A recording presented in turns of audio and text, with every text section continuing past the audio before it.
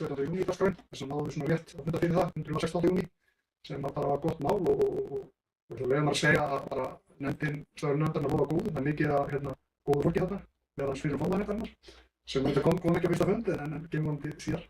Þannig að það er bara spennandi tíma framöndan þarna og við vorum að fara yfir bara eins fyrir nefndarnar hvaða hlutverk hún hefur og blómstakku daga, 17. júní, menningarvölum hver eina. Og mér langaði til þess liða að vera með stuttabókun og ég gott að Jóna minnir að leiðra bókina við áður í.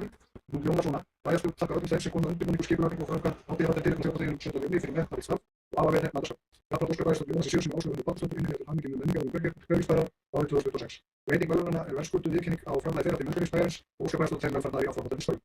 Og svona leggjum við þetta fyrir og bjóðum ykkur með því að það fáir. Ég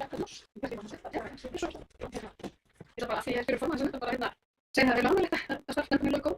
Það er spennandi nefnd og ekki og bara ánægilegt að samtíma verður sannarlega sammála því að það fylgir þetta og ég fyrir framfram. Ég takk fyrir þessu góð. Og þess að benda að ég því miður verð ekki nefndan að kemst þetta í nefndinni. Það telma sem þetta Nei, já, fylgir ég. Þú tímur jafnvel mikið þetta. Afsakið. Nei, svo líka. Loss.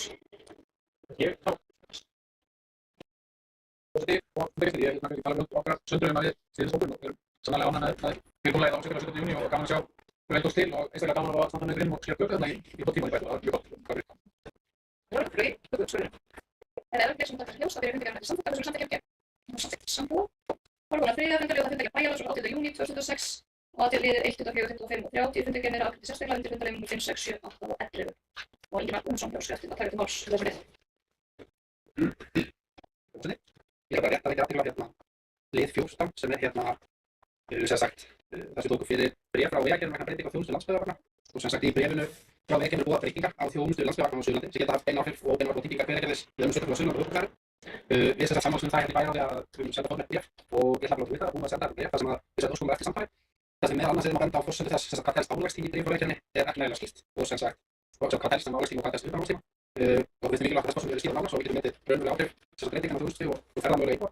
Og í þessu bréfinu þá óskum eftir til fundinum fyrir það sem á fundinum verður teknar fyrirhugaðar breytingar sem eru skýrar nánar og farin yfir forsendur þeirra og áhrif á íbúa Hverfisbæjar.